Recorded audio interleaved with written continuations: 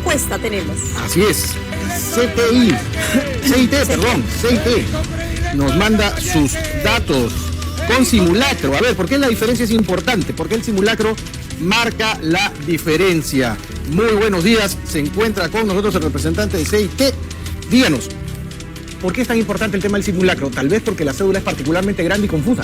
¿Qué tal? Muy buenos días. Sí, efectivamente, el simulacro nos permite tener una simulación de lo que va a pasar el día 12 de abril, cuando los electores tengan en sus manos esta cédula, que es enorme, es una cédula que tiene además varias columnas con diferentes elecciones, ¿no? Sabemos que las presidenciales, la del Senado Nacional, Senado Regional, diputados y Parlamento Andino. Entonces es Señor una cédula... ¿El símbolo de Renovación es más conocido que Rafael López Aliaga?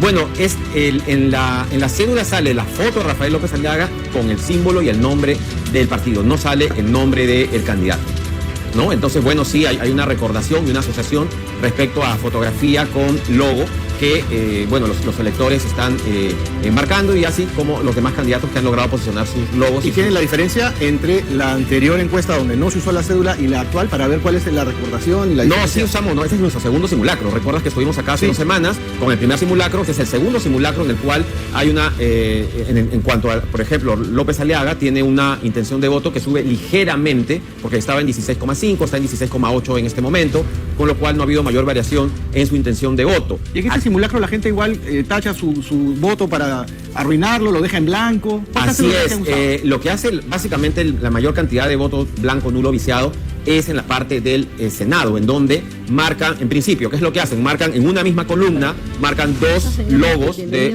partidos diferentes. En segundo lugar, en los recuadros donde va el voto blanco o viciado, donde van los votos preferenciales, marcan 2 aspas anulando el simulacro, ¿no? Anulando la cédula de votación. Entonces eso está generando obviamente que el blanco o viciado, tanto en senadores como diputados, supere el 50%. Ahora, en esta simulación, ¿cuáles son los partidos que han crecido? Bueno, básicamente acá hay que destacar, Fuerza Popular ha crecido respecto al simulacro anterior en 9,2 a 12,9. Ha habido un incremento en la intención de voto para la candidata Fujimori.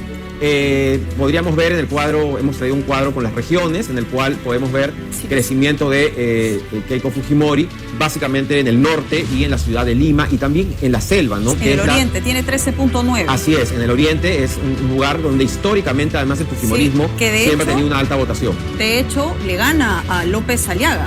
Sí, en el oriente le gana, efectivamente. En realidad le dobla, ¿no? Ahí está, sí. Tiene 13,9 y López Aliaga tiene 6,9. Pero el bastión de López Aliaga es el norte, ¿no? Con 21,8, que básicamente, salvo por Keiko, que tiene 17, duplica a todos los demás, incluso hay algunos que no tienen nada, ¿no? Y efectivamente en el centro también.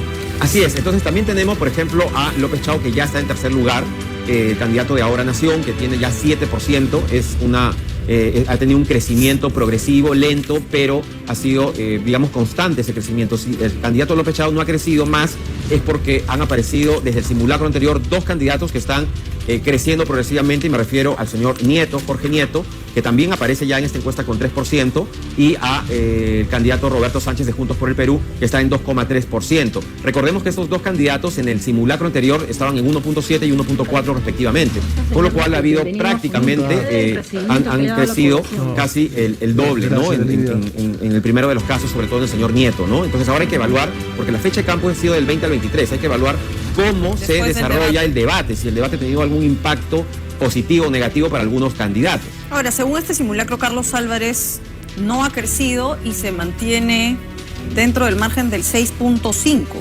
Sí, Carlos Álvarez está hoy en 6,1, no crece, él sigue, digamos, en un voto durante ya semanas, porque en las encuestas que hemos realizado en meses anteriores también ha permanecido con el 6%, digamos, constante, ¿no? Que es un voto, yo diría ya, un voto duro que tiene el candidato Álvarez, que en todo caso, si él activa y hace campañas, podría incrementar sus votos, pero no lo vemos saliendo a hacer campaña. Una pregunta para ser un poquito más incisivos. ¿Cuánto se calcula que es la cantidad de gente que no va a ir a votar estas elecciones? Mira, normalmente el voto de personas que no van a votar, basándose en las elecciones anteriores, estamos más o menos unos entre un 15% de personas hasta 20% que llegó en el 2021. Digamos que sea 18. Yo no quiero... Lo que necesito es ese número para sumarlo a los blancos, nulos y viciados, que es 22%, con lo cual estamos hablando de un 40% de personas que o no ejercen el derecho a votar o votan en blanco o anulan su voto. Eso significa que ese 60% restante tiene, a la hora de decidir quiénes van a entrar al Congreso y quiénes van a pasar la valla, un aumento, porque se considera lo adecuadamente votado, lo válido, como lo que va a funcionar. Entonces, si alguien tiene en esta encuesta 5, definitivamente pasa la valla, pero si tiene 3, es muy probable que también la pase, porque cuando hacemos este arreglo nuevo, pasas a tener 5 punto algo.